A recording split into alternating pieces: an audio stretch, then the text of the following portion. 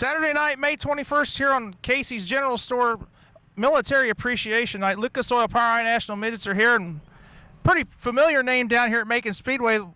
Terry Babb, Terry, driver of the Illini Aero Fab Fontana-powered Spike Midget. Terry, last time out here, which was a really good run for you, come home top 5, run against the field of cars that you're running against these guys all the time. That has to feel pretty good and make you feel pretty good about your chances tonight. Yeah, it is. I mean, you know, we're low budget compared to a lot of these guys, and you know, Keith Coons and Toyotas, and you know, they got some factory money and stuff going on there, and you know, it's kind of a tough deal.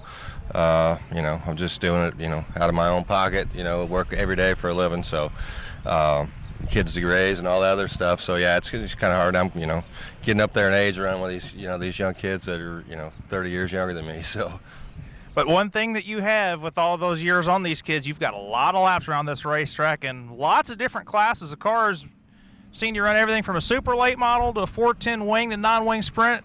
Here in the midget, you've had a lot of success in all those. Just kind of explain what it means to have that kind of seat time compared to some of these kids who are coming into some of these high dollar rides but don't necessarily have the laps around this racetrack, because there's nothing quite like seat time at a racetrack.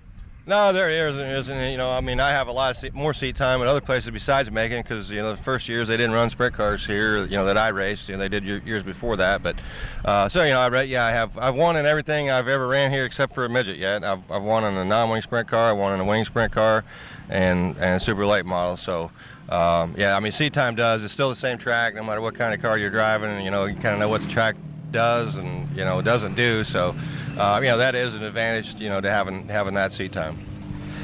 Being right here close to your family and stuff here at home, and having never won yet in a midget race here, what would it mean to you to bring home a feature win here tonight? Oh, that'd be cool. I mean, it's fun to win anytime, you know. I mean, I've been doing this midget thing. I had never sat in a midget till about 2.5 years ago, and ended up trading a sprint car for it, you know, kind of on a whim, just to try to make some money, and ran it, and it was fun, and so I just kind of started doing it. I won one power ride race at Granite City the first year, and I haven't won one since. But yeah, it'd be really cool. I mean, you know, winning at home, you know, a lot of people know me here, and you know, I do have more family and fans that, you know, able to come 9 miles from home than you know 300 miles where we were racing midgets and sprint cars last weekend out by Kansas City. So it'd be cool. Before we let you go here and get back to working on the car, who are the crew members, sponsors, and anybody else that kind of helps you get to the racetrack each and every night that you go out and race with the Lucas Oil Power National Midget Series?